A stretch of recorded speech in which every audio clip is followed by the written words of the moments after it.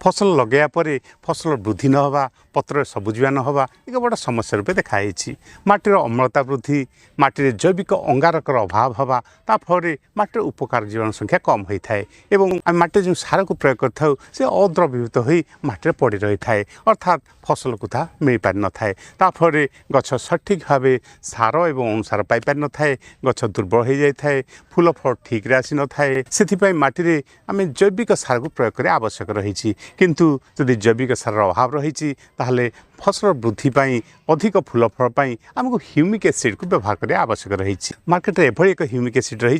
जहाँ फसल प्रयोग कले गछर वृद्धि होगा सहित फसल सार एवं अनुसार सठिक भाव में पाइपर ताहा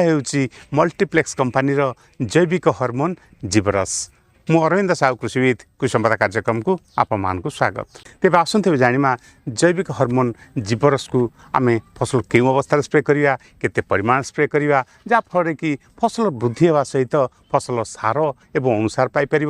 फल फसल वृद्धि हो पार फूल फल वृद्धि हो पार फल आकार वृद्धि हो पार वीडियो को शेष पर्यटन देखूँ जदि आम चैनल कृषि संपदा सब्सक्राइब करना तेरे एवं ही सब्सक्राइब करनी एवं बेल आइकन को दबाई दिंतु ताफल आम प्रस्तुत कर नुआ नुआ भिडियो आपण पाखे प्रथमे पहुँच पार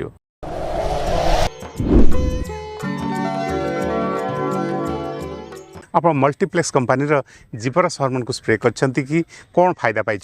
कमेंट बॉक्स में लिखंतु मल्टीप्लेक्स कंपानीर बायोस्टिमुलांट जिब्रास यह एक जैविक हार्मोन एथिरे ह्यूमिक एसिड 12% रही छड़ा एथिरे अन्यान्य सार एवं अनुसार रही जेपरिक सार हिसाब से नाइट्रोजेन फॉस्फोरस और सल्फर रही अनुसार हिसाब से कैल्शियम मैग्नेशियम कपर एवं जिंक रही वीडियो कौन सी कंपानी एडवर्टाइज पाई नुह बरं चाषी भाई मान पाखे संपूर्ण तथ्य पहुँचापी सठिक तथ्य पहुँचापी ये वीडियो प्रस्तुत कराई जिब्रास एक जैविक हार्मोन बा बायोस्टिमुलांट यह आम विहन विशोधन हिसाब से व्यवहार करें फोलियर स्प्रे हिसाब से व्यवहार करें ता छड़ा एक यूरिया सार सब मिसेक जमी में प्रयोग करें तेणु आम जिब्रास को विभिन्न उपाय माटी प्रयोग करें फसल प्रयोग करें यदि जिब्रास हार्मोन को आम विहन विशोधक भाव व्यवहार करिया ताहले गजा शीघ्र बाहर थाए और सुस्थ सबल गजा बाहर थाए जिब्रास हार्मोन को आम माटी में प्रयोग करें या एकर प्रति 1.5 लिटर हिसाब से आम जल सेचन करने समय आम या प्रयोग करें किंबा आम एक यूरिया सार सब मिसेक आम माटी प्रयोग करें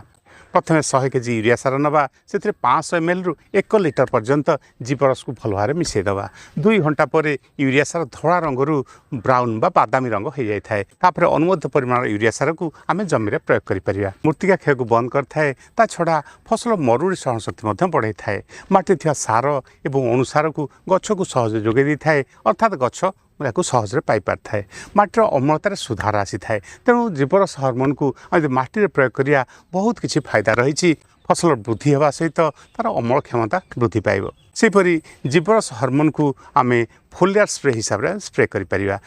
सबू प्रकार फसल आम स्प्रे करें या लिटर प्रति 2 ରୁ 3 ml हिसाब से आम अपराह्न समय स्प्रे करिया आम जो स्प्रे करिया से पत्र उभय पार्श्व या स्प्रे करिया से अधिका फायदा दे थाए जिब्रास हार्मोन को यदि आम फसल स्प्रे करिया ताहले गछर वृद्धि करिथाए पत्र को गाढ़ सबुज करथाए पत्र को चौड़ा करिथाए एवं फूल फल शीघ्र आसी थाए एवं अधिक परिमाण मध्य फूल फल आसी थाए जिब्रास हार्मोन बा बायोस्टिमुलांट को यदि आम जिंक अनुसार सब मिसेवा एवं ताको स्प्रे करिया ताहले ये फलर आकार बढ़ाई थाए अर्थात फलर साइज को बड़ करथाए एवं ओजनदार करथाए ये जिब्रास हार्मोन को आम लिटर प्रति 2 ରୁ 3 ml सहित जिंक इडीटीए बा 12% जिंक को लिटर प्रति आधा ग्राम रु 1 ग्राम हिसाब से मिसई आम यदि फसल स्प्रे करिया बा फसल फल अवस्था स्प्रे करिया